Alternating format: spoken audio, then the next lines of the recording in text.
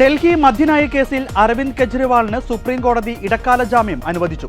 Enforcement directorate register ചെയ്ത കേസിലാണ് ഇടക്കാല ജാമ്യം. അറസ്റ്റ് ചോദ്യം ചെയ്ത് കെജ്രിവാൾ നൽകിയ ഹർജി വിശാല ബെഞ്ചിന്റെ പരിഗണനയ്ക്ക് വിട്ടു. അതേസമയം CBI രജിസ്റ്റർ ചെയ്ത കേസിൽ കെജ്രിവാൾ നൽകിയ ജാമ്യാപേക്ഷ നിലവിൽ കോടതിയുടെ പരിഗണനയിലാണ്. അതിനാൽ കെജ്രിവാളിന്റെ ജയിൽ മോചനം വൈകും. ജസ്റ്റിസുമാരായ സഞ്ജീവ് ഖന്ന, ദീപാങ്കർ ദത്ത എന്നിവർ അടങ്ങിയ ബെഞ്ചാണ് കെജ്രിവാളിന് ഇടക്കാല ജാമ്യം അനുവദിച്ചത്.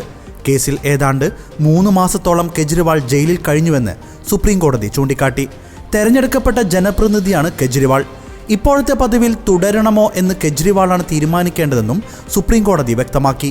മുഖ്യമന്ത്രി സ്ഥാനത്ത് നിന്ന് രാജിവെക്കണമെന്ന നിർദ്ദേശം കെജ്രിവാളിന് നൽകണമെന്ന ആവശ്യം സുപ്രീം കോടതി തള്ളി. അറസ്റ്റ് ചോദ്യം ചെയ്ത് കെജ്രിവാൾ നൽകിയ ഹർജിയാണ് സുപ്രീം കോടതി വിശാല ബെഞ്ചിന് വിട്ടത്. ഈ സാഹചര്യത്തിലാണ് ഇടക്കാല ജാമ്യമെന്ന് സുപ്രീം കോടതി വ്യക്തമാക്കി. PMLA നിയമത്തിന്റെ 19-ാം വകുപ്പ് പ്രകാരം അറസ്റ്റിനുള്ള അധികാരം സംബന്ധിച്ച വിഷയങ്ങൾ ഉൾപ്പെടെയാണ് വിശാല ബെഞ്ച് പരിഗണിക്കുക. ചോദ്യം ചെയ്തു എന്ന കാരണത്താൽ അറസ്റ്റ് പാടില്ലെന്നും സുപ്രീം കോടതി വ്യക്തമാക്കി. ഇതുവരെയുള്ള തടവ് പരിഗണിച്ചാണ് ഇടക്കാല ജാമ്യം അനുവദിച്ചിട്ടുള്ളത്. വിശാല ബെഞ്ചിന് ഇടക്കാല ജാമ്യ ഉത്തരവ് പുനഃപരിശോധിക്കാമെന്നും കോടതി വ്യക്തമാക്കി.